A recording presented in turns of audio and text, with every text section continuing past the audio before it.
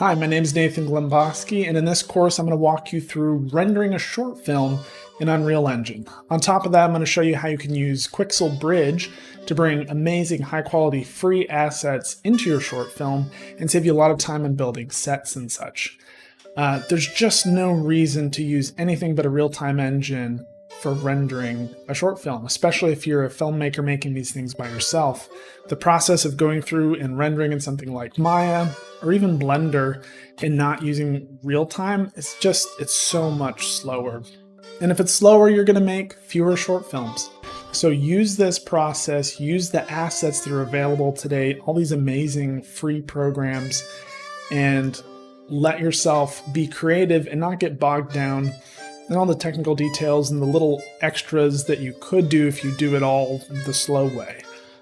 Just make films, make them faster, and have more fun in the process. I'm looking forward to seeing what you guys make.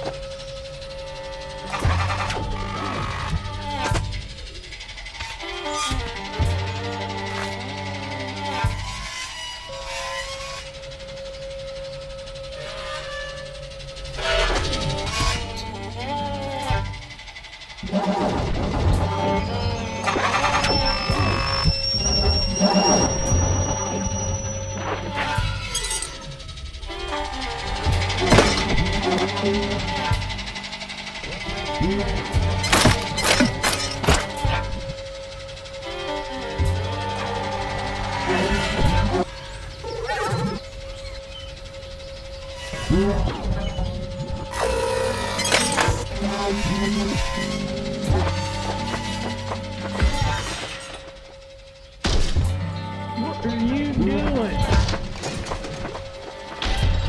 Hey, you get out of there. You stop it there. Hey, Fitzy, get the gun. The robots is going nuts. Get it. In this lesson, I'm going to show you how to export both your rig and your animations from, in this case, Maya, but the same principles should carry over into most any 3D software package that you would want to use. So to get started here, we've got our crop walker. And the export process is really pretty simple. First off, I'm just going to delete these controls. We don't need those. And I'm going to select the top here, because all we really want is the joints and the geometry. I'm going to export this here. And let's just take a look at my settings. I turn on smoothing groups, tangents, and binormals. Obviously, animation isn't what we're exporting, but for whatever reason, I've found that it seems to have issues with exporting the joints and stuff sometimes if I don't turn that on. I do turn off bake animation because I like to do that myself. Skins definitely need. Blend shapes don't necessarily need, but it doesn't necessarily hurt to leave it on. I'm not using any blend shapes. And scroll down, turn on skeleton definitions. And I leave cameras on, even though in this case I'm not exporting cameras, just so that when I do export cameras, I don't have to remember to check it. It's not going to hurt to leave it on if you're not actually selecting any cameras in your export. Lights definitely don't want, audio you definitely don't want. Definitely turn off embed media. If you leave that on, it's going to spit out the textures and stuff, and that will make your file huge. Include children, input connections, you want that on. Units, you can just leave that to automatic.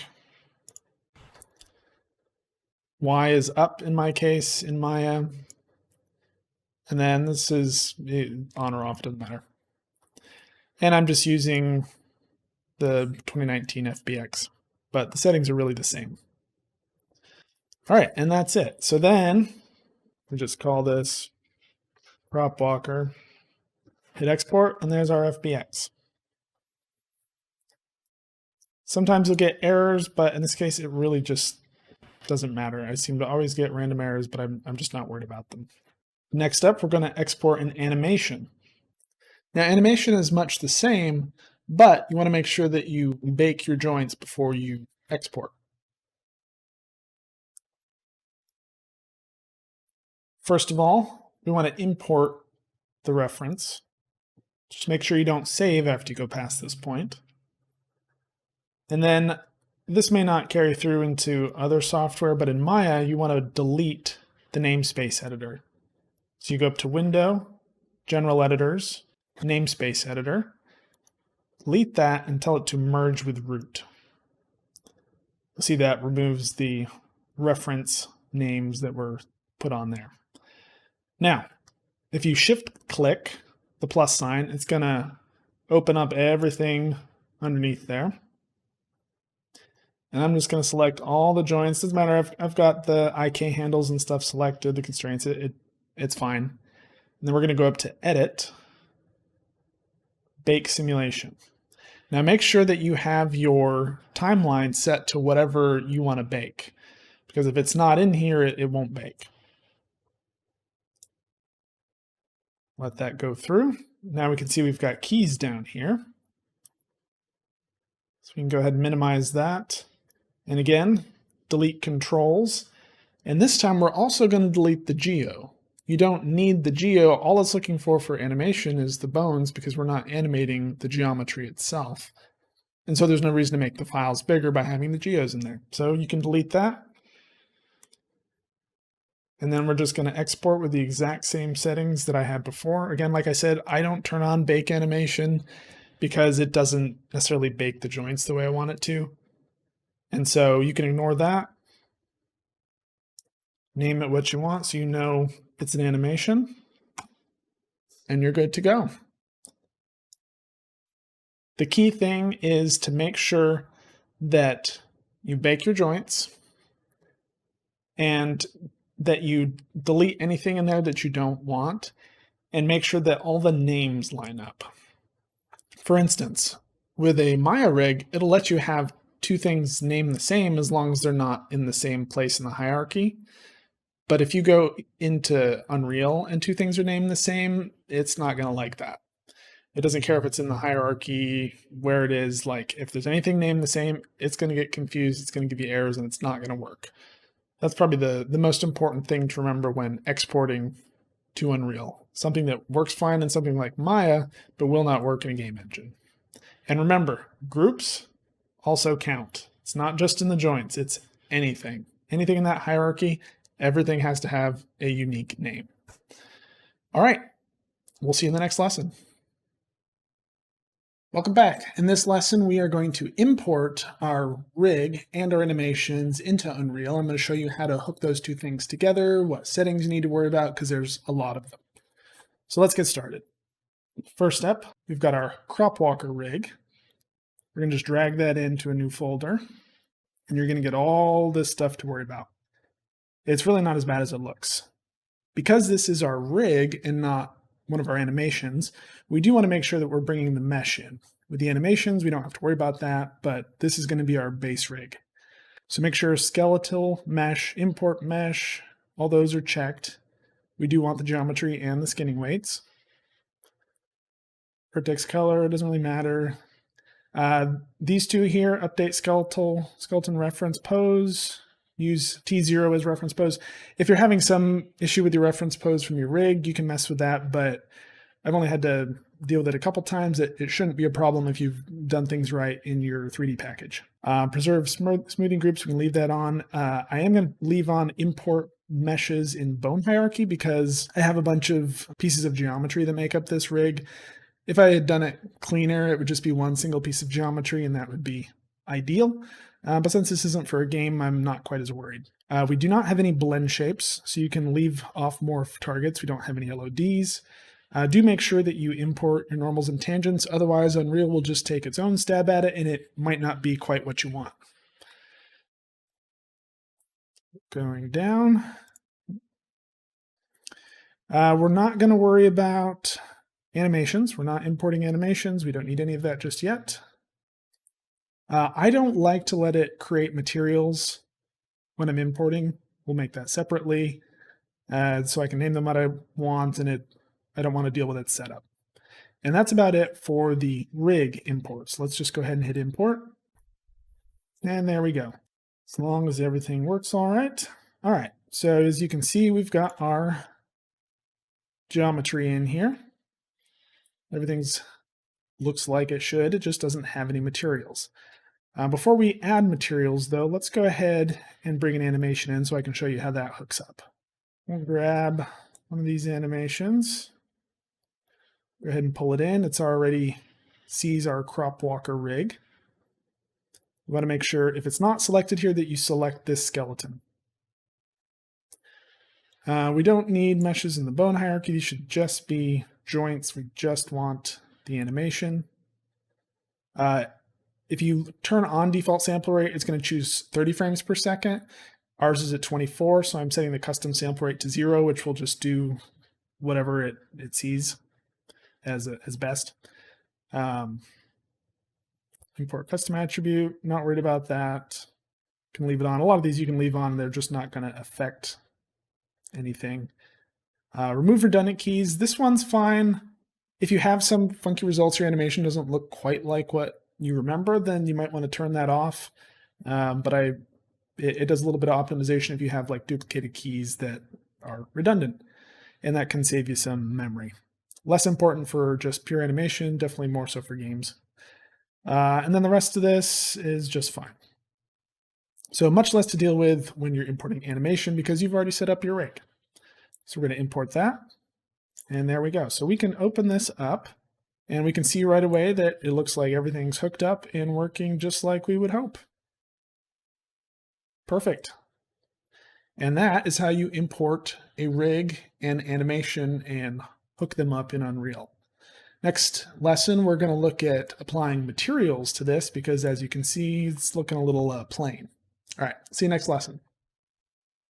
In this lesson, I'm going to show you how to set up your materials in Unreal Engine and going to give you a few tips and tricks that you can use within the materials and some very important information on what to do with certain texture maps as you bring them in, because if you get the settings wrong, your material's not going to look like it's supposed to and you won't know why. So pay attention.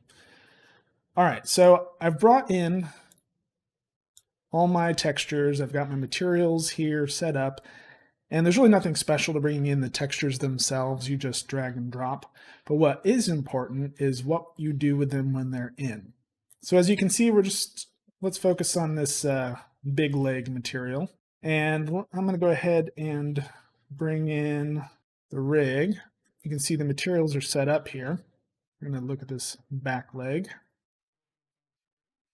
Now, one of the important things when setting up your materials is realizing that if you've exported from something like Substance Painter, you've probably packed your different passes into different color channels.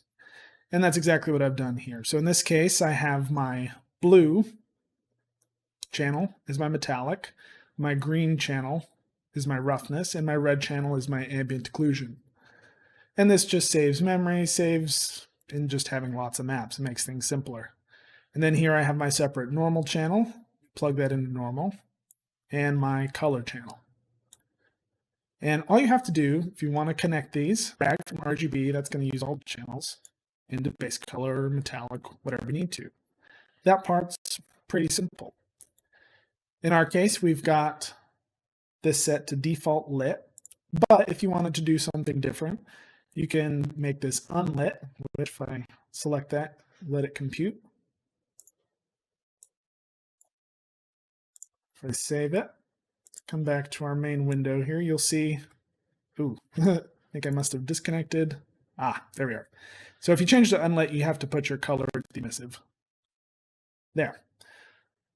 So what unlit will do is it'll give you your colors, but you're not going to get metallic, you're not going to get any shininess. It's just like a cartoon flat. So there's lots of different things you can do with the materials, but for most cases, you're just going to want to leave it to default lit. We don't have any transparency in this material. And so we're going to leave this to opaque, but you have options for that as well if you need it. Now, one of the most important things, if this is all you remember when bringing in your materials, is this. Let's go ahead and open up this texture file that has our metallic roughness AO in it. Make sure when you bring in this file that you turn off sRGB. It might be on by default, and make sure that it is off, and we're going to leave this at linear color. Normal also has a similar thing. It should be done by default. Turn off sRGB, set to normal map. Your main texture, that can have sRGB on, that's fine. But if you have this set to sRGB, it just won't look right. Things will be shiny in a weird way, too metallic. It looks weird. It's not meant to be that way. All right, so let's take a look at modifying these things. This one doesn't need a lot, but let's say I'm just not quite happy with, say, my roughness. I want to play with how reflective this is.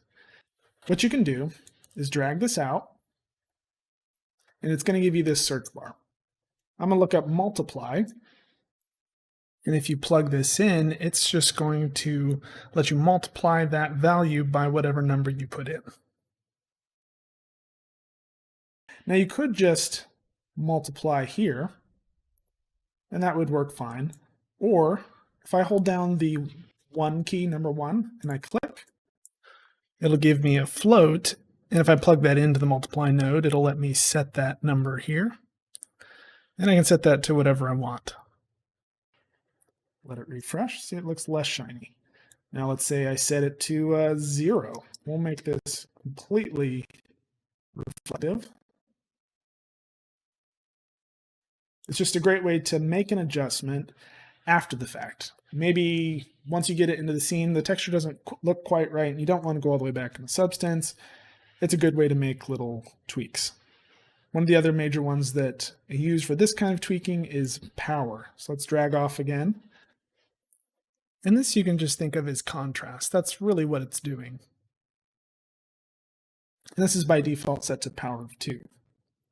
And it's just, like I said, it's just going to up your contrast, so it'll just make things more extreme, both more shiny and less shiny. So between these two, you can really do a lot of tweaking without ever going back into your materials. All right, last but not least, we're going to take a look at a little animation within our material. You can see this scrolling text, just to give a little life to his computer monitor. So let's open this up.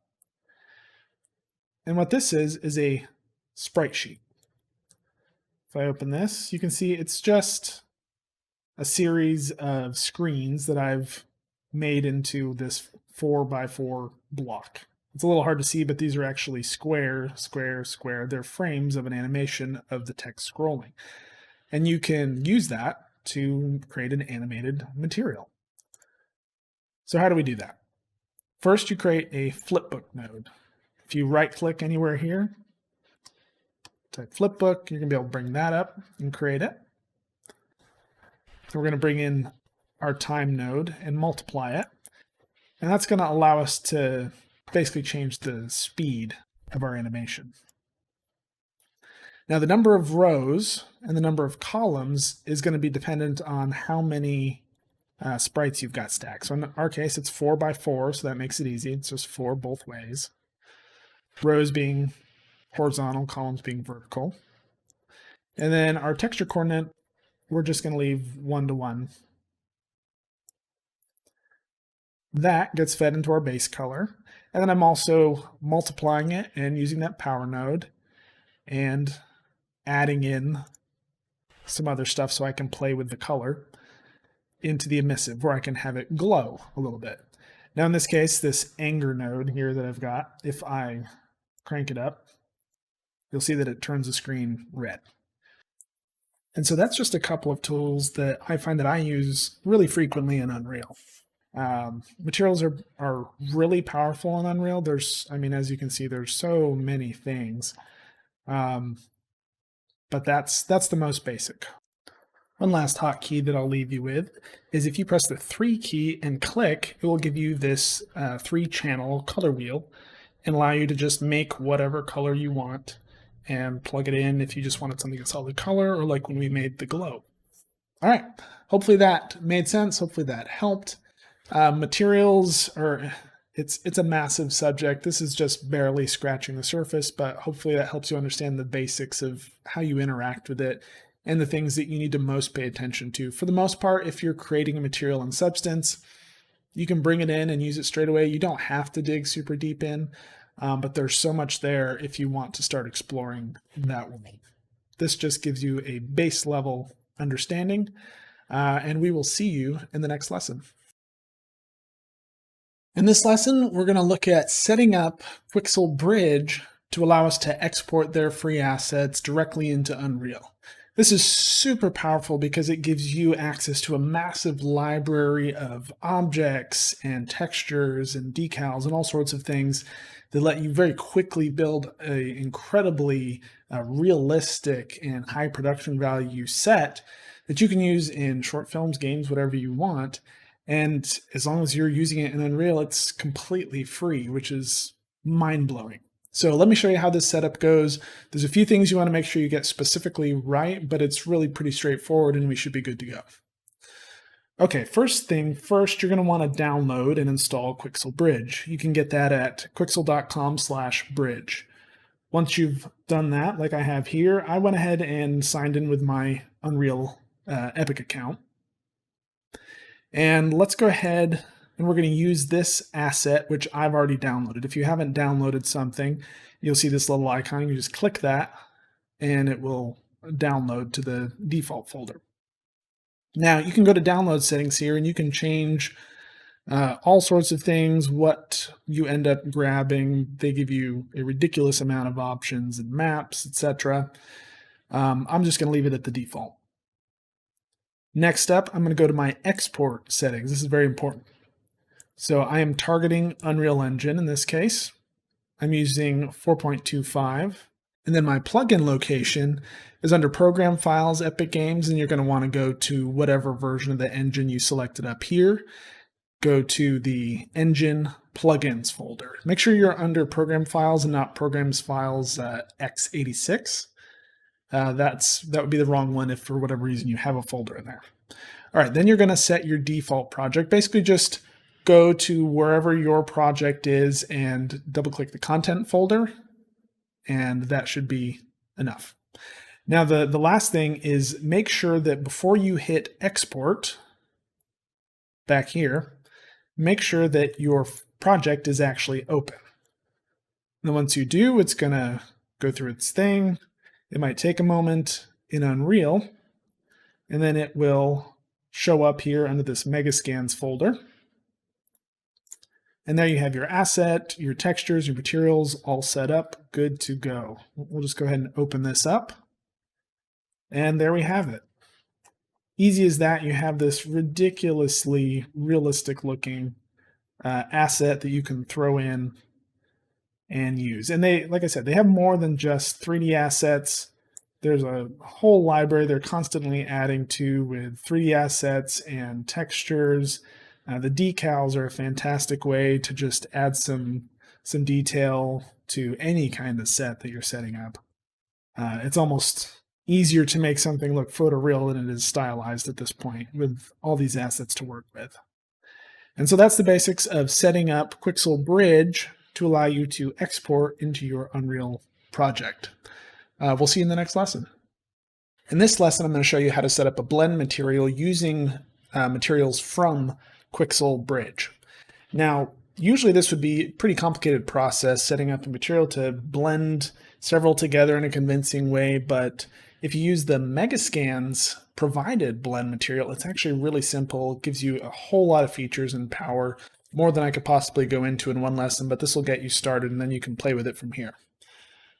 So first step, you're going to want to find 3 materials that you want to blend together. And the order that you select them is very important. The first material you select is going to be your base layer. So I'm going to select this flagstone floor. The middle one is going to be your middle layer, and the third one will be your top layer. So think of it just selecting from bottom to top.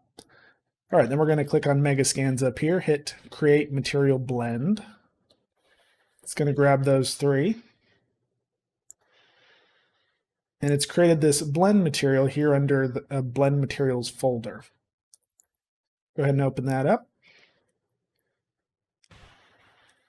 And here you've got a host of options. Almost too many, it feels like, but it's really fairly straightforward. Let's just start at the top here with some of the most important stuff. First, I want to turn on this puddle layer, because this is a great way to add some detail to any scene, really, where it makes sense, is being able to add a puddle to break things up, and we'll get to that in a minute. If I select this, it will allow me to make specific adjustments to the base layer, middle layer, top layer, whichever I want. So I'm just going to leave this on base layer for now. Let's go ahead and close this out, pull it off to the side. Now this material could be applied to anything, really.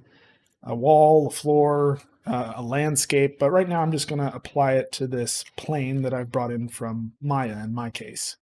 Now make sure that your plane has a decent number of polygons, or really what we're looking for is the vertices, because the more vertices you have, the more detail you can paint with. It doesn't mean that it has to be super dense, but if I only had the corners of this was just a single polygon, then I really wouldn't be able to paint much on it at all. So keep that in mind. Don't have to go crazy, but you do need a few vertices to work with, because that's basically going to be your paint density. So let's go ahead and pull our blend material onto our mesh here. And you can see this just looks the wrong scale. Everything's way too big, or maybe our crop walker is miniature, but I want to adjust that. So first I've checked this use base layer adjustments, and I'm going to come down. I'll pull this over so you can see a little better. And I'm going to adjust the tiling for this base layer. Click that twirly down. And let's set this to, I don't know, 3 by 3. That's a little better. Yeah, I think that feels about right. So now that we've got that, let's make some adjustments to our other layers here. Now, right now we can't see them, because by default, it's the base layer that's basically taking up all your paint. If you want to paint down, or reveal is really a better way to put it, your other layers, go up to your modes here and select Mesh Paint.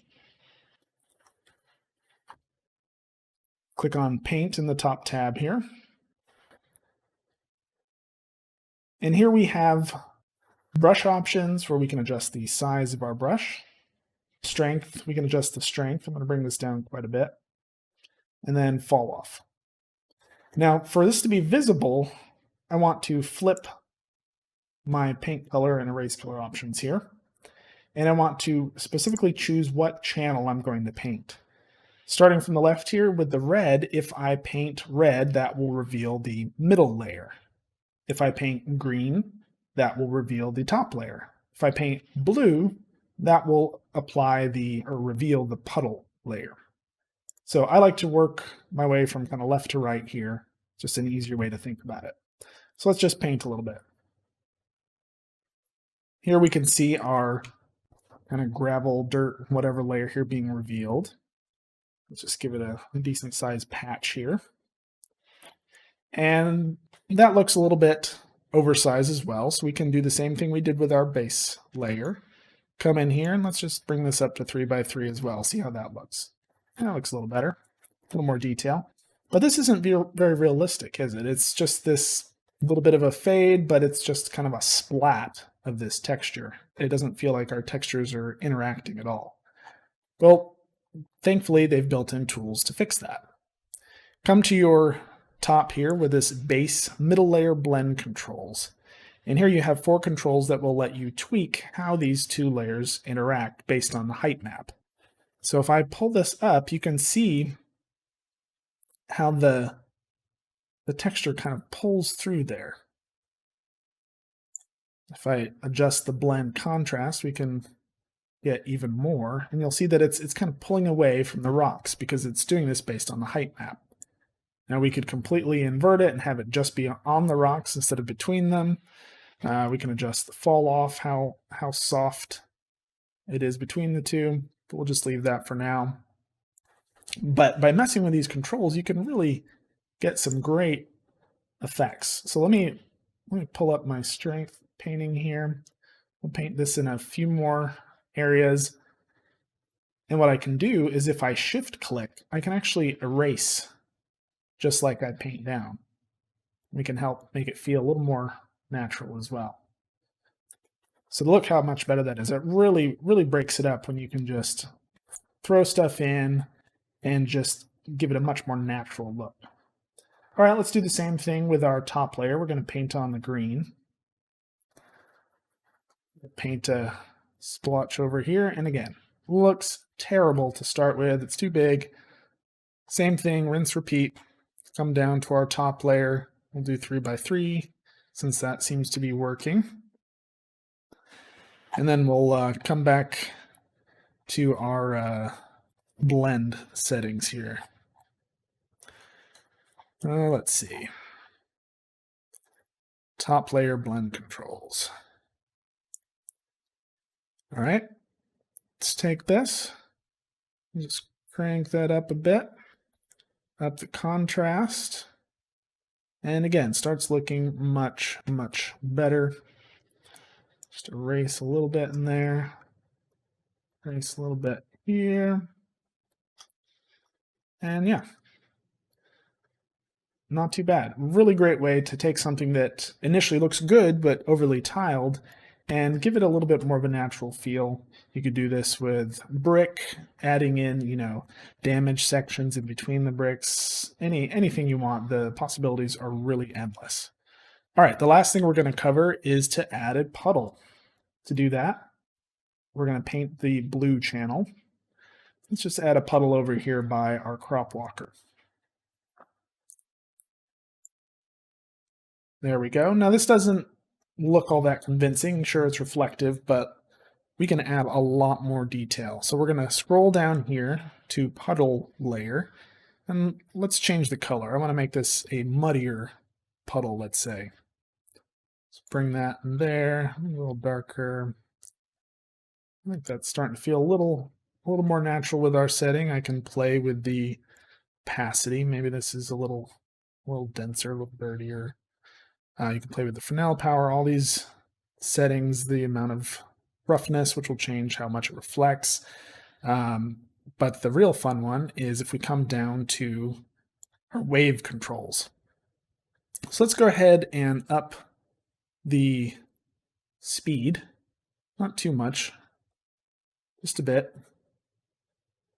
We'll up the scale, or maybe we need to shrink it, hard to tell until we can see it show up.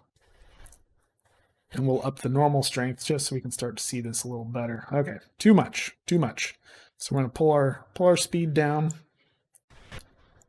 even lower. It's close. We'll up our scale, or reduce it rather. Pull down that strength touch.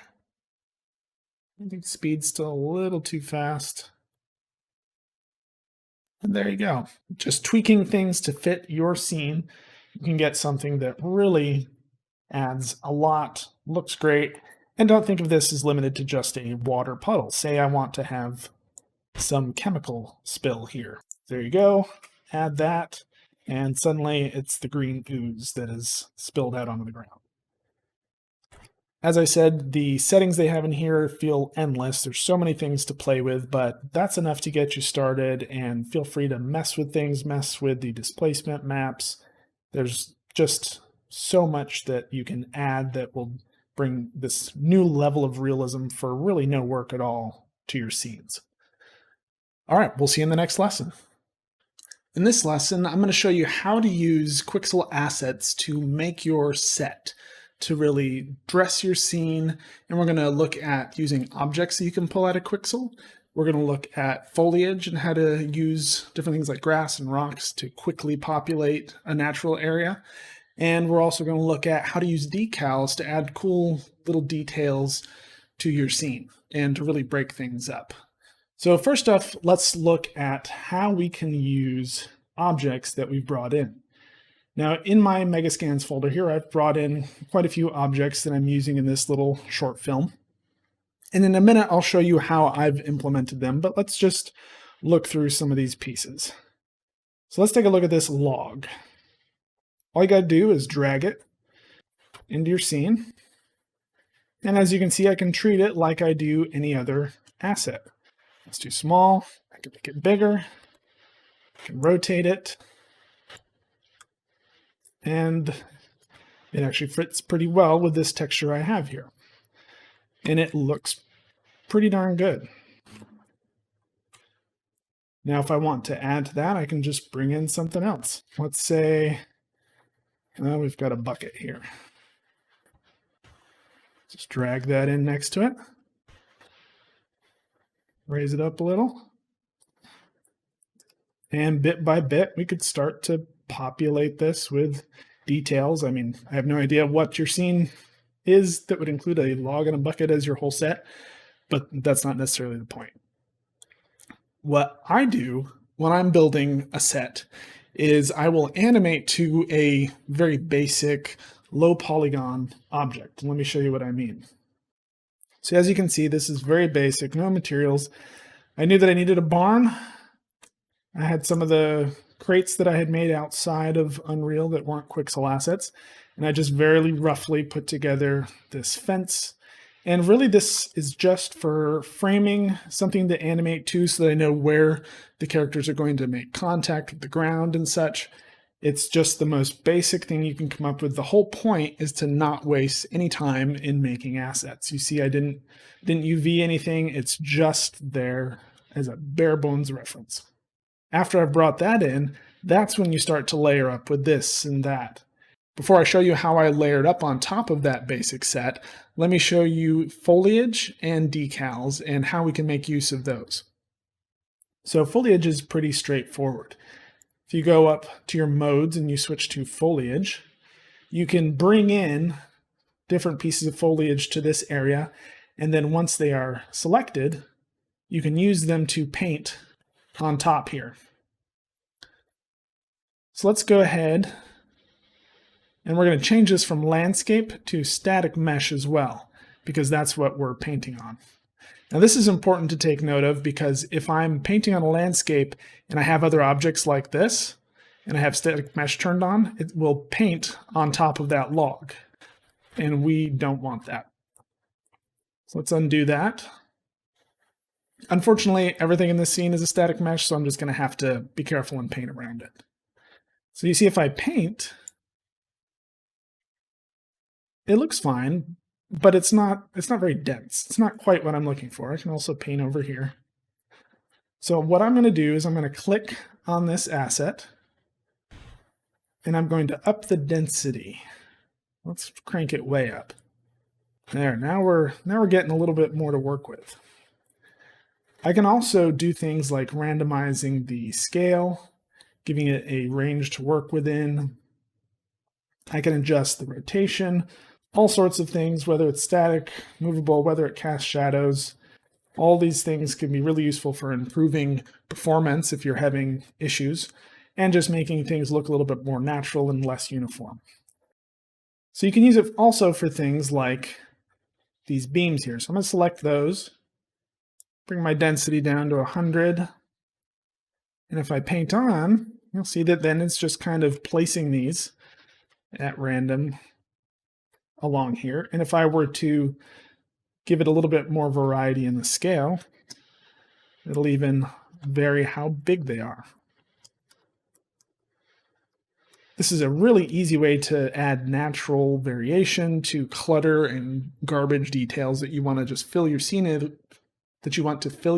with, without having to hand place every single object. Now there are some things obviously that you only want a couple of in a scene, like this bucket. I wouldn't necessarily want to just fill a scene with buckets unless it's a bucket factory. But with the case of grass, rocks, sticks, stones, whatever. Really easy to get a scene filled with detail with very little effort from you. All right, so here I'm going to show you decals and how you can easily add detail to any surface, really. So let's go to our Megascans. We'll go to Atlases, where I've gotten several decals here, and we'll go to Road Debris. So let me just zoom in here so we can see a little better. And I'm just going to drag this decal instance right onto the surface. And here you can see right away we've already added all these little rocks that weren't there before. We've easily added on, no real work, didn't have to place them. But you can also see on the bucket here that it's receiving the decal, and that's a problem. We don't want that.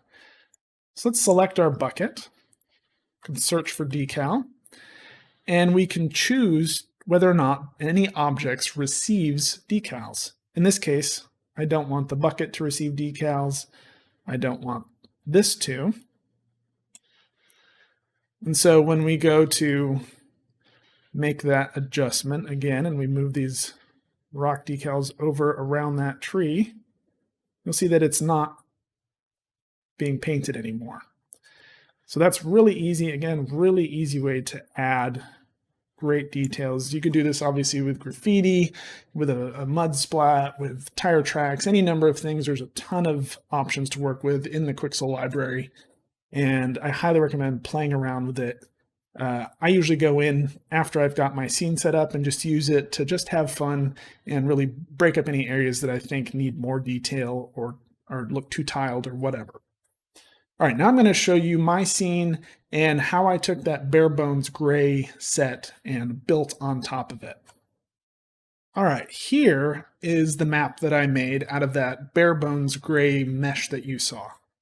I've taken all of this out of Quixel Assets, aside from some of the strawberries and like some of the custom things that I'd made, but 99% of this is all out of Quixel. And you'll notice that not all these things exist as is in Quixel. This does. That was great to pull out. Could copy a few of those in. But this front right here isn't a single object. So I've taken this piece of wall, this piece of roof, filled that hole in with that. You can mix and match things together without it all having to come out of one piece. So use your imagination, combine pieces, and you can make a much bigger set than you could if you're just depending on what they give you as single objects. So I started with a landscape in this case that I painted to basically follow the terrain that I had developed before. And I did that by going into the landscape tool, telling it to generate a landscape, and then just the way we painted with our materials, I painted on landscape. Obviously, that's not what we want. So we'll undo that. But it's very easy to just quickly paint in hills like this. And then I took assets in the foliage tool and I painted on the grass. I painted on some rocks. I grabbed this fence asset and I layered it in just one bit at a time. And then you'll notice you can break up terrain with some of their rock assets as well. So let me go back to my select mode. You'll see that these aren't part of the landscape. This is a rock that I brought in. And I can take these assets, I can go into their individual materials, and you can make adjustments. You can make adjustments to the tint. You can make adjustments to any aspect of this material to try and make it fit maybe other pieces of landscape or dirt or rock that you're using and make it blend together and feel cohesive. So this is really just as far as you want to take it, as much detail as you want to add. I've got decals on the ground here, and all of this was done with free assets. And it's just mind-blowing that you could get something like this super quickly for free and have all that to work with and be able to focus on animation and making my short film what I want it to be without having to spend what would have been, I can't imagine how much time it would have been if I'd had to make each of these assets from scratch by myself. So dig into the Quixel library, take advantage, and I'm excited to see what you guys can put together from all the pieces of the puzzle that they give you. We'll see you in the next lesson. In this lesson, I'm going to show you how to use post-process volumes to adjust visual settings like ambient occlusion, bloom, color correction, all these little things that can be changed overall in your scene with just a simple box. So speaking of simple boxes, the post-process volume. If you look over on the left-hand side, search for that. You'll find this post-process volume. You can simply drag it into your scene. Now I already have it in my scene. And the first thing you're going to want to do is scroll down and look for Infinite Extend Unbound. What this will let you do is not have to be within the box itself, which I can show you. Because if you do not turn on Infinite Extend, you will have to be in here to see the effects of it. That's great for games if you only want to pass into an effect, but for the most part, you're just going to want to put it on infinite. All right, now that we have that on, let's take a look at some of the settings. And I'm not going to cover every setting because there's just too many. Some of the ones that I always start off by checking. First off, check out bloom. You can use several different methods of bloom. I get the best results, especially if you have a scene with a lot of glowing objects, from convolution. However, if performance is a problem for you, that one definitely takes a bit of a hit. Scrolling down, you can adjust all sorts of camera type, settings like exposure, color correction. There's just a host of those kind of things. I'm going to avoid most of that just because it's fairly self-explanatory. But I do want to show you some of the options for color grading just because this is such an easy way to make adjustments. So let's just play with the saturation. So say I want to make my shot here feel a little more old-timey. Well, without having to do anything in post, I can just bring the whole shot into this more sepia tone. I can make it go full black and white. I could blow out the color and have something that's just completely eyeball bleeding. So very easily, you can adjust the whole look of your shot.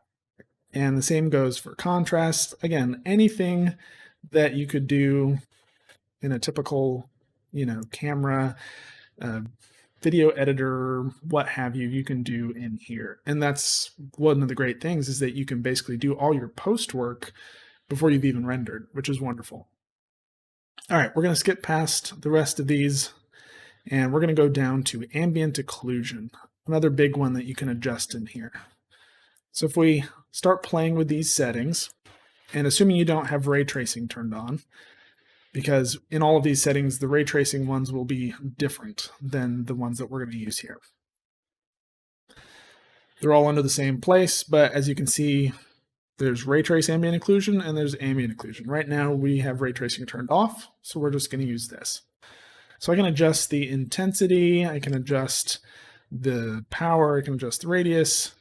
If you can really play around with things, see as I adjust the power, that gets more or less severe. If you have ray tracing turned on, you can play with the global illumination, which is, if you have it, I recommend using it. It's really amazing. Motion blur, here's where you can adjust how much.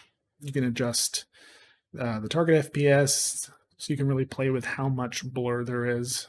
Pull this down to 0, you won't get any. You can adjust your reflections. Again, if ray tracing is an option, that's going to be the better one in most cases. But if not, we'll use screen space, and you can adjust how that looks. Now, one that I find useful in final renders, and it really just depends on what resolution you're going to render at, but if you take your screen percentage and you bump it up to something like 120%, what that's going to do is it's going to render at a higher resolution than your actual resolution. But say I'm outputting at 1080, it will render at 20% more and then bring it down. And if you're having issues with aliasing or just the quality doesn't seem quite sharp enough, that's a good way to bump it up while still maintaining a lower resolution. And that's about it for post-process volume. Like I said, there's a lot of features in here that I skipped over, but those are the ones that I usually find that I hit. And it should be noted that when you're using sequencer, if you have a different camera for every shot, you can actually make all these same changes within the camera. So what I like to do is I will have a post-process volume that sets these settings as I want them overall for the scene. But on a shot-by-shot basis, I might tweak things a little just to make them look better. If the bloom is too hot in one shot, I'll bring it down without having to adjust the post-process volume with every single different angle or whatever you have. So keep that in mind. Cameras work basically exactly like the post-process volume with most of these settings, just with a few additional ones. All right, we'll see you in the next lesson. In this lesson, I'm going to show you the basics of how to set up lights, some of the features that you can use under each kind of light, and as a bonus at the end, I'll show you how to use light functions, which is a fun way to add some movement and texture to your lights. All right, so to get started, we've got our scene here, and there's already actually some lights in our scene. On the side here, I'm going to pull up the lights tab so you can kind of see what the options are. First, we have a direction light, which is mostly what you would use for something like a sunlight. It's a world-encompassing directional light. And that's what we have in our scene right now. If I hide some of these other things and turn them off, you can see our sunlight. And if I rotate that, you'll see our lighting changes for the entire scene. The shadow is coming from a sun-like source. Above that, we have this skylight. The skylight is great for adding just general ambient light. It can pull lighting from the environment of your scene, or you can change it here to a specific cube map. So let's take one of the ones that is built in, and you can see that it's just giving you this nice skylight HDR feel. Now you could pull in your own HDR maps if you want a particular environment light, or you can just use what's in the scene by leaving it on captured scene. Now to use the SLS captured scene, you'll have to build your lighting so that it knows what it's pulling from. That can be done up here. And you can choose to build the lighting, or you could just grab reflection captures if you're using static reflections instead of scene-based. But we've already built our lighting, so as you can see, it's working just fine. Now, your skylight can have its intensity adjusted. It's pulling lighting information from the surroundings, but you can still make it brighter or dimmer depending on what your needs may be. You can also tell it to cast shadows or not. If you come down here, you can see that the actual intensity of the light is this intensity scale as opposed to on our sunlight where it's this just intensity setting. So they look a little bit different. If I pull this intensity up, you can see we get like an atomic bomb going off. If I pull it all the way down, you can see this is basically the lighting that you're getting from that skylight. It's just basically the bounce light from the sky. And that's the point and the goal of that. It shouldn't be an intense light, it's just a fill. All right, let's look at some of these other lights on the side. These aren't in our scene. Let's check out a point light. This is the most basic light bulb light, as you can see. And now that we've pulled a fresh light in, you can see that we have three settings: static, stationary, and movable. Static light is light that will only show up if it's baked. And what baked lighting is it's essentially lighting turned into a texture. The computer will calculate what objects are touched by the light, and then instead of computing it in real time, you will build your lighting up here on any static objects and any static lights, and it will bake that into a non-adjustable light texture. The good thing with that is it's very good for games that need performance. You can get some beautiful lighting with the baking, bounce lighting, all of that, but you can't adjust the light. You can't move it. Your shadows aren't going to shift. It is baked into the texture. I see zero reason to use that if you're making a short film because performance isn't really a problem. So I recommend always changing it to movable. Stationary is very similar in that it will bake on static objects, but it will also cast dynamic shadows on dynamic objects. So it's kind of a halfway in between. So we have a point light here. It's set to movable. We can adjust the intensity, as you can see. So let's imagine this is for something like a campfire. So we can click on here, we can change our color, give it more of a warm glow. Now, if I want to warm up a light or cool it down, I could change the color, or I could come down here and I could say use temperature. And this will give you the kind of temperature you'd expect on real world, like movie set lights. And if you're familiar with that world, this will be a good place for you to start. So let's bring this down and change that temperature. And I can tell it to cast shadows or not. I can also adjust how far that light's effect will go. If I really bring it in here, then this campfire would just affect the things really close by. And you can see it has this soft fall off.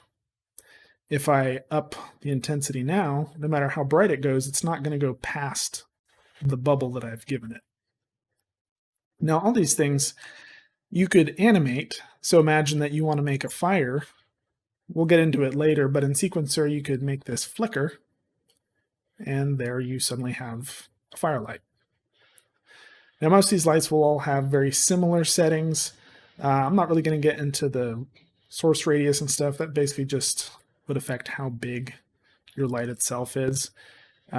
Less noticeable when you're doing non-ray tracing lighting. But so let's come down here. We'll check out a few more of the settings.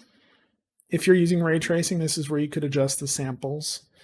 If you're using distance field shadows, which we're not going to get into right now, all these things are in here. A lot of these might be more game related.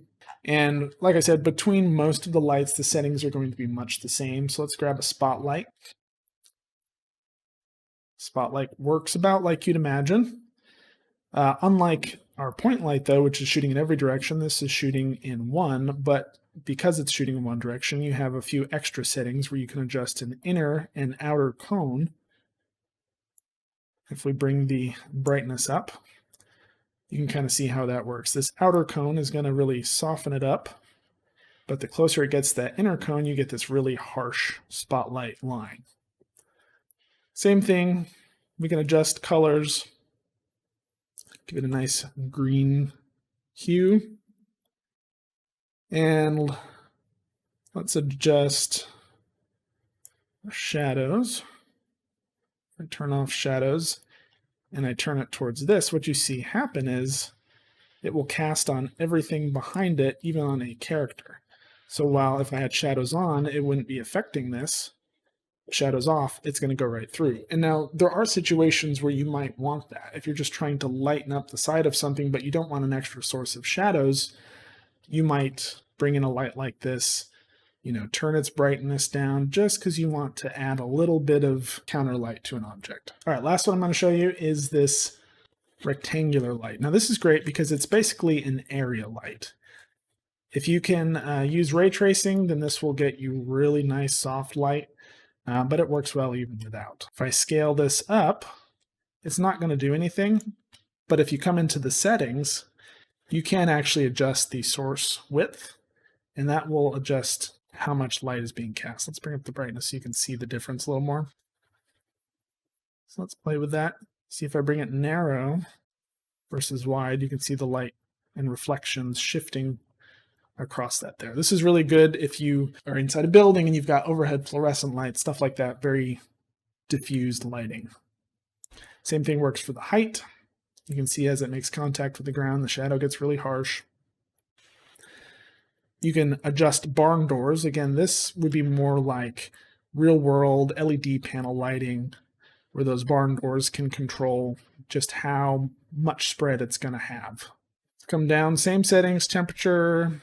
So let's come down here and let me show you one more feature that can be very helpful when making short films. You might have a situation where you want to light, say, a single character, but you don't want to light your scene. So let's take this spotlight. Let's say I want to add this green hue that gets cast really harshly on my robot, but I don't want it to then fall on the floor here. What you can do is you can take one of your lights. If you come down here, you can see that it has the channel 0 light channel checked. Everything has that checked by default. All lights do, all objects do.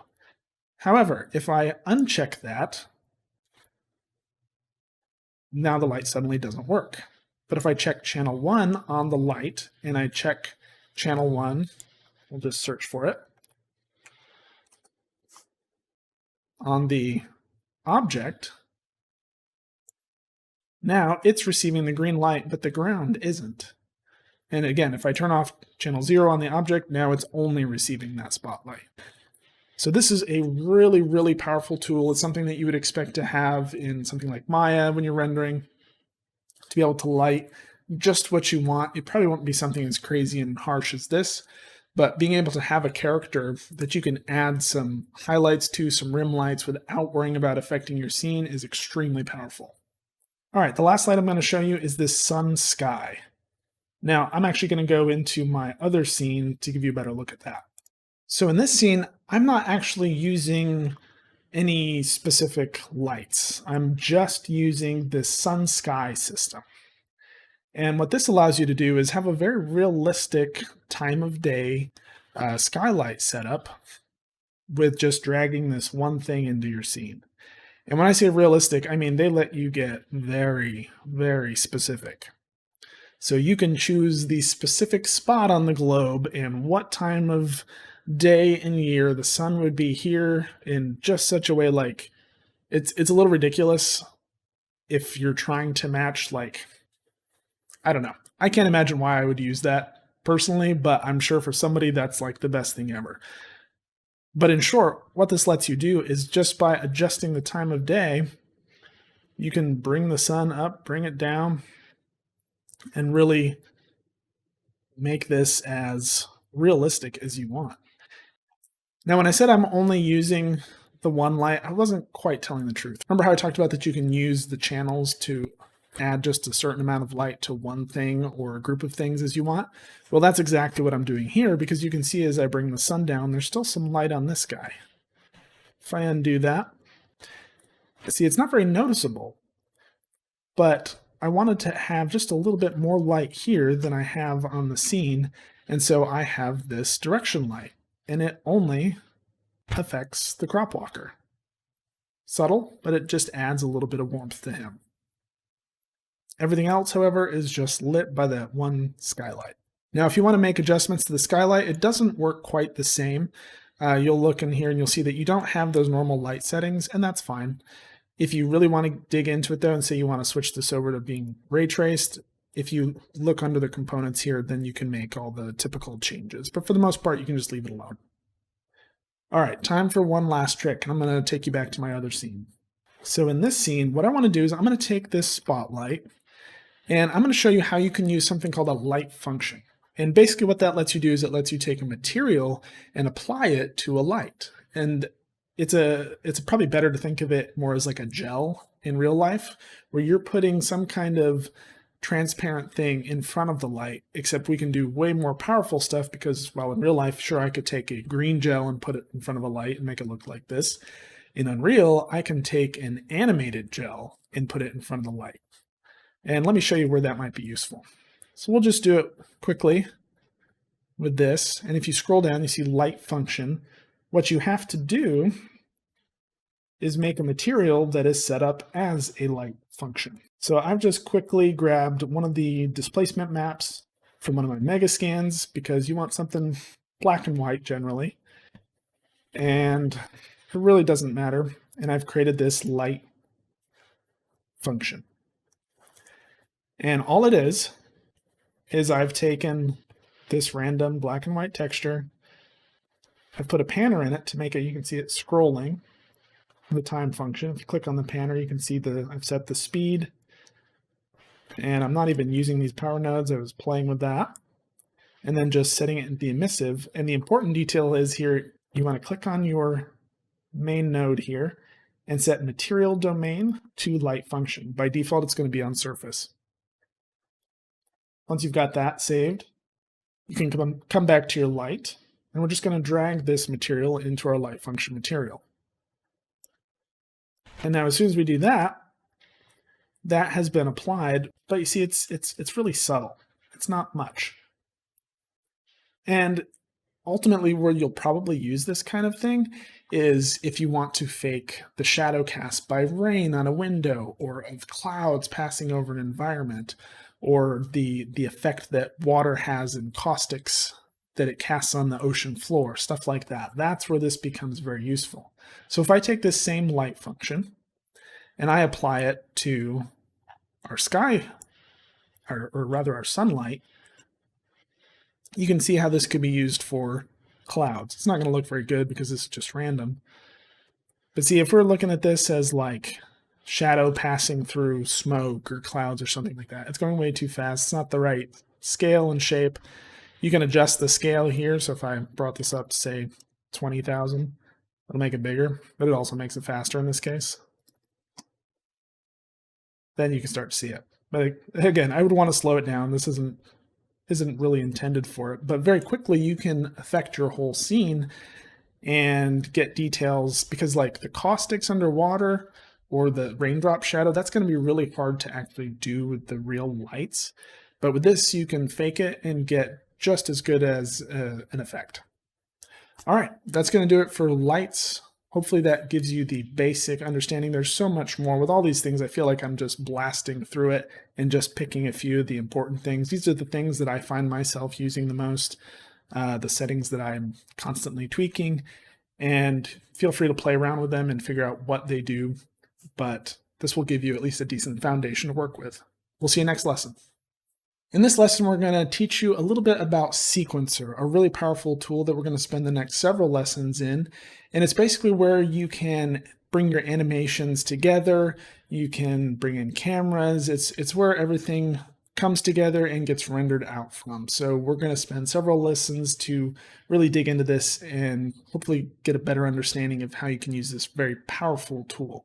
All right, so we're just going to use our little setup scene here before I jump into showing you how I've set up a more full Sequencer sequence in my actual short film scene. So to start with, I actually just want to use Sequencer to animate this light. I'm just going to move it around the scene. So first things first, you're going to come up to Cinematics here. You're going to add level sequence. It's going to ask you for a place to save it. In this case, it doesn't really matter where, but I'll just put it under sequences. We'll just call this test sequence. And it's going to bring up this section here that looks very much like an editor timeline. Now, the first thing I'm going to do is I'm going to set this to 24 frames a second because that's what I've animated in for my short film. And this green line will tell you where your playback is going to start. So why don't I go ahead and move this to frame 1. And this red line is going to show you where your playback ends. We'll leave that alone for now. So the first thing I want to do is I want to create a camera. And if you don't already have a camera in your scene, you can click this button, it will make one. Along with that camera, it's going to make this camera cuts. And what this will allow you to do is if you want to, during the course of the same animation or playback, cut between several different cameras, you can do that here. So if I create another camera and I shorten the length of this camera cut, this is using this camera actor, as you can see. Let's come to the end of this. Let's go to the plus camera sign. We're going to add in camera actor 4, which is this camera. And as you can see, it's got this cut between the two. Now to really see it, I'm going to take this camera actor 4 and I'm going to reposition it over here. If you click the camera icon by camera cuts, you will be looking through that perspective. And if I scrub through, you can see that the camera changes when we get to that different camera cut. All right, let's go ahead and undo that. Now, if I click on my camera here, I'm going to want to uncheck the camera viewport and click this one, and that will let me pilot this camera around. So let's just get a nice little wide here. And this just feels a little too zoomed in. So what I'm going to do is I'm going to select my camera. So now I've got that camera positioned. There's a lot of settings that we're going to get into in the next lesson in cameras specifically. But for now, I just want to animate this light. So let's go ahead and drag this light in the sequencer. Now this will work like your typical animation timeline. And if you don't see an option that you want here, for instance, I want to adjust the transform on this, you can click the plus track, and this will open up all the different settings within that light that you could adjust. So transform is here at the top. And if you scroll down under transform, you have all the axes on location, rotation, scale. I'm not going to worry about the specifics. I'm just going to key all of them on frame 1. And then I'm going to move forward to frame 48, and I'm going to move this over. And right now it's set at the top here to create a key when channels properties change. So since I made a movement, it set an automatic key. If you turn that off, it won't make one. So let's move that a little farther. And then if I scrub, you'll see my light moves when I play. If I hit space, it'll play through and just see that light move. So if I want to have it come back to where it started, I'll select that key, hit Control C. Let's move to the end here. I'll hit Control V, and I've pasted that frame. So now when I play it, the light moves over there, and then it moves back. Now let's say I don't want that easing that is happening by default. Well, if you select your transforms and select Show the Animation Keys in Curve Editor, it will bring up a curve editor. And this, again, is typical to animation programs. Everything works about like you would expect, being able to adjust things, being able to change things into step mode, what have you. Let's just switch this to linear to make everything very straight. And now if I play it, it's not going to ease, it's just going to go that same speed there and bounce straight back. All right, very simple. And this can apply to anything. You can animate anything in this way. You can animate any setting in this way. So let's throw one more setting in. I'm going to key the intensity here. I'm going to key it the same at the end. And then in the middle here, we're going to bring the intensity way up. So then as it moves, it gets brighter, and then it moves back and it dims back. So like I said, anything can be animated for the most part. And it's great because those aren't things that you have to animate in your 3D package. You could, but you don't have to. One more thing I'm going to show you with lights is you might have lights that you only want to show up in certain shots. So basically you want to only have it show up in this sequence. If I wanted that to be the case, I could right click on this point light and change it to Convert to Spawnable. Now you'll notice in our side panel here that there's this little electric lightning bolt icon that appears over it. What that means is this will only spawn when that sequence is playing. It is attached to a sequence. It won't be there for anything else. So for instance, if I were to create another sequence, we'll call this test sequence, sequence 2. You'll see that that light is gone. It is nowhere to be found. But if I open up to sequence 1, aha, the light is back. This is great for having certain objects that you don't want to show up in other scenes, but they're there for casting a shadow or casting a light, whatever the case may be. They can be specific to that sequence and you don't have to deal with them the rest of the time and remember to hide them every time you're doing something. They can just show up in that sequence. Very, very useful tool. And at any point, I could change this back to something that's just there, convert to posable. And now the lightning symbol is gone, and that light will show up even if I switch to a different sequence. That's the basics of Sequencer. In the next lesson, we'll get into cameras a little bit more, but hopefully that gives you enough to start with working in this very, very powerful tool. We'll see you in the next lesson. In this lesson, I want to talk about cameras and specifically cameras in Sequencer. So to get started, I'm going to show you how to import one of those cameras that we exported way back at the beginning of this whole thing.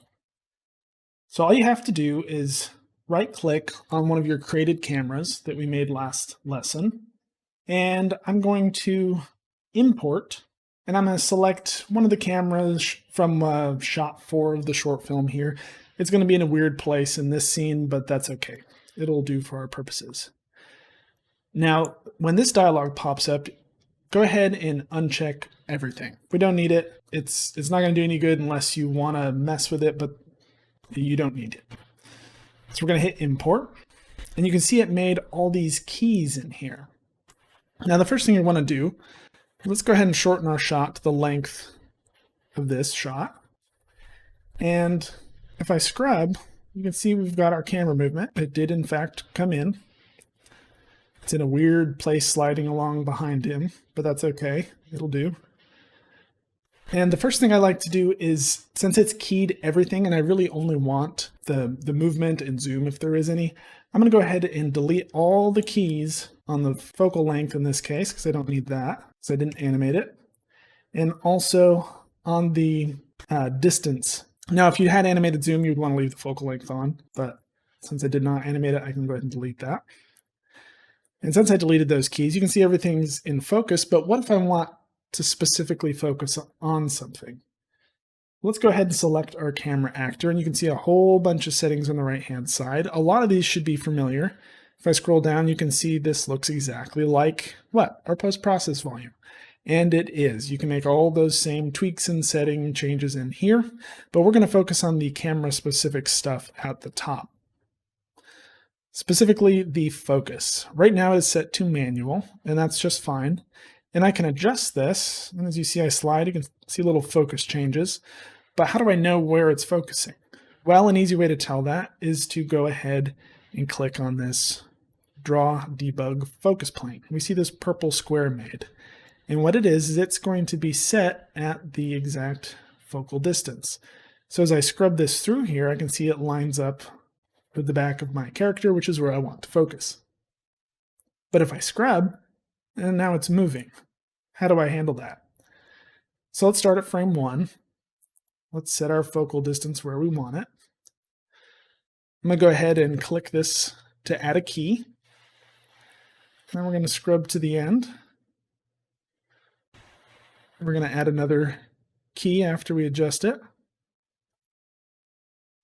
Well, let's check in the middle, make sure it's about lined up. Yeah, and there you have it. And just like with anything else, we could go into here and we could adjust the curves if we needed to, but we're leaving it more or less the same. All right, now one thing to make sure you do, and I've done this far too many times, is turn off the debug plane because it will render and it is not pretty. Click back on our camera, we'll turn that off, and we are good to go. Now there's a few other ways you could track focus. You could select an object and have it track that, but I like to animate it by hand. I find I just get better, more consistent results. All right, another thing you're going to want to make sure you do when you bring in a camera is go up to Filmmaking and set it to 6:9 DSLR. If you don't do this, it will not frame up quite right the way you exported it from Maya, unless you had some weird non-16:9 ratio, in which case, never mind. All right, we can also adjust our aperture, which will, of course, adjust how severe the depth of field gets. You can see it happening with that background light as I tweak that. Any normal camera setting that you would imagine on a real camera is basically here. I'm not going to go through all of them, but yeah, you can adjust how wide your camera is even after you've brought it in and animated it. Because I deleted the keys on the focal length, if I want to tweak this and do something crazy, I can do that, but there's really no need. All right, and that is how we bring in animated cameras and play with the focal length. All right, we'll see you in the next lesson. In this lesson, I'm going to show you how to use those animations that you brought in with Sequencer to set up an entire shot. So what we've got here is shot 4 of this short film. And it just has our crop walker moseying along, and then the strawberry falls off. So this will be a good shot because it's got animation on 3 different objects in this scene that I pulled in from Maya. And that would be actually 4, the camera, the crop walker, the crate, and the strawberry.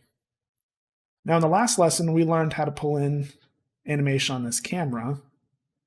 And this camera is basically, if we switch out of this perspective, it's tracking along as this guy moves. Can't tell so much because we're facing the sky, but it's tracking along. We get here and the strawberry falls. So let's look back at camera. So we already know how to set that up. So let's focus on these other assets. So what I'm going to do is I'm going to go ahead and delete the animation on each of these things, and we're going to recreate it. So then our stuff is gone. So the first thing to do is you've got your assets in the scene, and so we need to bring them in. And so our crop walker, our strawberry crate, strawberry rig, those all get dragged in here. Some funky stuff. Those all get dragged into this scene. And then once you've got them in the sequence, we're going to go to the animation tab. And in this case, I know this is shot 4, so I'm going to find shot 4 for the crop walker. And voila, comes right in. That's working. We're going to do the same thing for the crate. Grab shot 4. And the great thing is when you bring in an animation, you associate it with a rig. It knows what it's looking for. It knows that the animation for this goes with that. And so you're going to pull this up and you're just going to see what you need in there first up. And that's very helpful. See, I was on the wrong frame when I pulled it in. It's going to set it at the start of wherever your playhead is. And that's fine. I can just grab this and drag it back down there. And we're going to do the same thing with the strawberry. Let's move our playhead back to 1. Shot 4, and there we go. Now, I don't know if this will be fixed in later versions, if it's a bug or what, but I noticed that I would lose a frame on the end of my shots if I just rendered them as is. If I just had set this to here and rendered out, I would lose a frame that I needed. And over the course of several shots, you start to lose chunks of your animation, your short film, and single frames make a difference. So that's not acceptable. The only way I found to fix this and get it to render that final frame out properly is to select your animations, right-click, go to Properties, and set your post-roll frames to 1. Now, in theory, what that would do is it's just going to hold the last frame. But what happens in practice with at least these skeletal animations is instead of getting a duplicate of that last frame like it seems like is happening when you just play it in the sequencer, it'll just render out the proper frames. So that's a little annoyance that I've had forever. That is the only way I found how to fix it at the moment. Hopefully that's something that'll get sorted out in another version of Unreal. All right, so we've got our camera in. We've got our animations in. Let's go into the camera and see how this looks.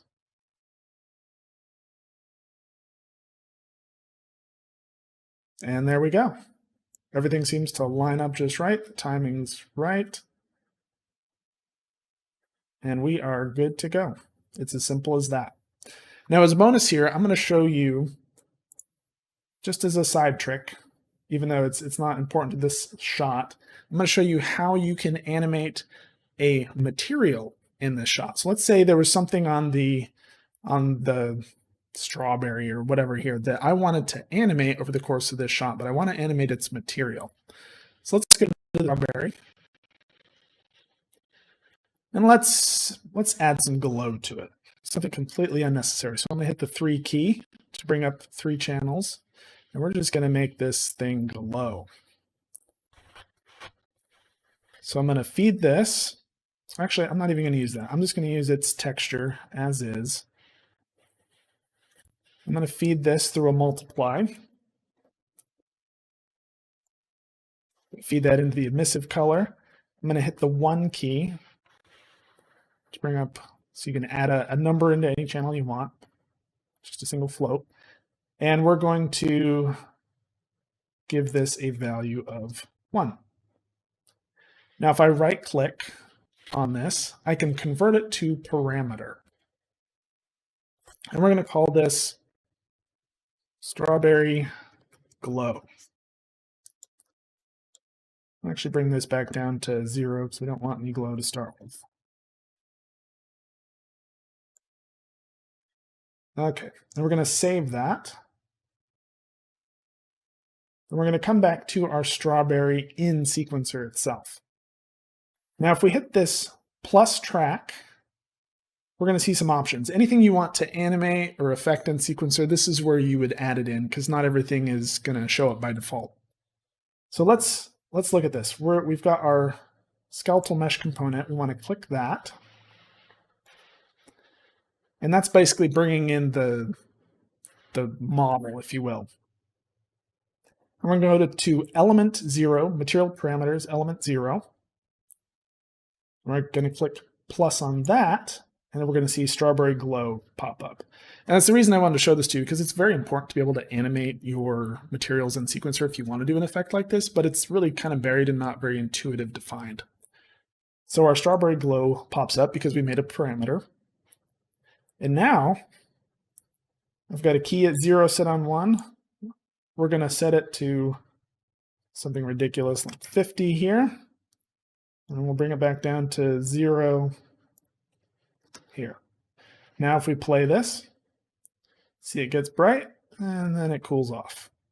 Super simple, not what we want in this shot, but really powerful and really important for doing like flashing lights or any number of things you could want to do with the material. That's how you get at your parameters within sequencer. All right, we'll see you in the next lesson. In this lesson, I'm going to show you how to toggle particles in sequencer. Now this can be really useful for things like dust puffs or explosions or fire, whatever you need to be able to trigger and time out very well. Sequencer makes it pretty easy to control that. So let's jump in. I've got this blank sequence created, and I've got 2 particle effects in my scene. I scroll down here, you'll see I have P explosion and fire. Now both of these are from the starter pack, or the starter content, so you can feel free to play with them yourself. I'm going to drag both of these into our sequence. And you'll see I don't have a camera or anything in here, or the camera track, cut track, because I just don't need it. All right, so what I want to do is I want the explosion to go off in the bucket once and light it on fire. Should be pretty basic to do that. So let's say we want the explosion to trigger about here. I'm going to hit the plus track. We're going to go down to particle toggle track. And I'm going to set trigger. Now you have 3 options here: activate, deactivate, trigger. And what trigger does is it's going to fire the particle once. Activate would turn it on and leave it on. I don't want it to keep exploding over and over, so I just want to trigger it once. So we're going to set trigger, and we're going to set a key. You see our explosion goes off. Let's hide those.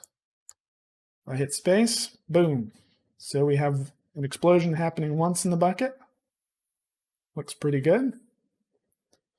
Now, what about the fire? So at the same time that this goes off, I'm going to add another particle toggle track, and I want to activate the flame. So let's activate it. Boom. So that goes off. Let's go to our fire system, and it may be set to auto activate, which we do not want. Yes, it is. So on your particles, if it's auto activates on, it's just going to turn on automatically. We don't want that actually for either of these. We only want it triggered. Now, boom, fire. Perfect. But let's say we want the fire to go out quickly. If we want to do that, we're going to go here. We're going to go to deactivate and set a key. And you can slide this around as much as you want, adjust it. But now, if I fire that, explosion goes off, the fire starts, and then it goes out. Easy, adds great effects, gives you a lot of control. And yeah, there you go. All right, we'll see you in the next lesson. In this lesson, I'm going to finally show you how to actually render a shot out of sequencer. So we've already set up shot 4, so let's go ahead and use that one as our example. So I'm going to go up to cinematics here, select shot 4. And by the way, this cinematics tab, it will just show you any sequence that you have in this map scene. It won't show you every sequence in existence, but if you've dragged it into the scene, it's one you're using here, it'll show up. Okay, so we've got sequence 4. Let's go into our camera view. And that's all looking good. Now all we need to do is come up to the render this movie to video button, hit that, and we're presented with a bunch of options. First and foremost, make sure that this is set to Apple ProRes encoder. You can do the AVI, but it's going to be a lot bigger and a lot more clunky. Just set it to that. We're not rendering out audio with this. We're not worried about that. You can use custom frame rates. This one sets 24. It's going to use whatever default you have. Here you can choose your resolution. Let's just bring this down to 1920 by 1080. And I don't want texture streaming, really anything that's going to reduce the quality and bring it down to a more video game type look. I don't want. I'm using 422 LT. You can play around with these if you want. They're going to be different quality, different sizes. Going to leave it at HD Rec 709. You can set your encoding threads. A lot of this stuff you can just kind of leave it default. Here you're going to choose your directory and your shot name. So we'll call this shot 4. And again, most of this you can leave by default. I like turning on override existing because I find that I'll tweak stuff, re-render, tweak stuff. And so I'd rather it just went over the same file instead of making a ton of giant new ones.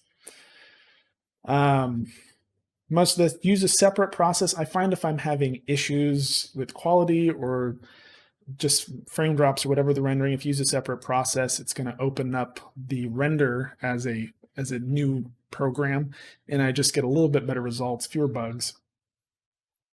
Coming on down, cinematic engine scalability.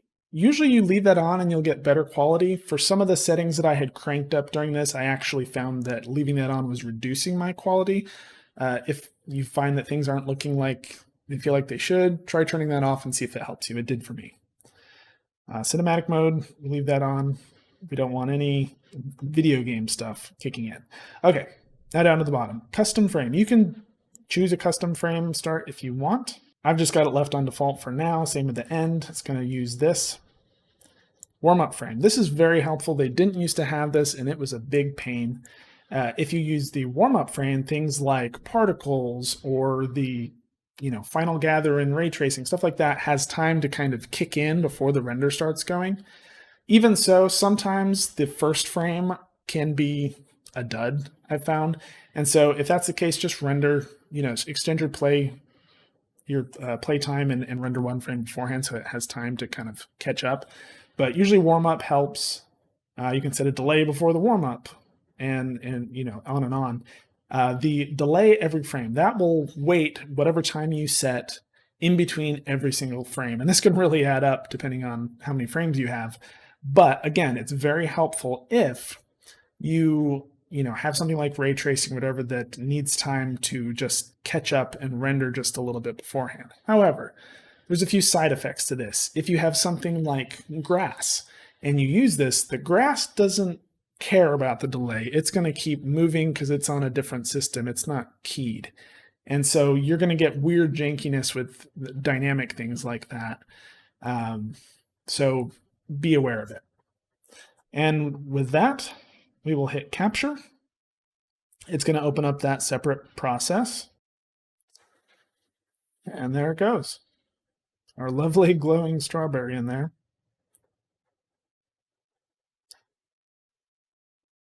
And there you have it. You can open up the capture folder down here if you want to go straight to that.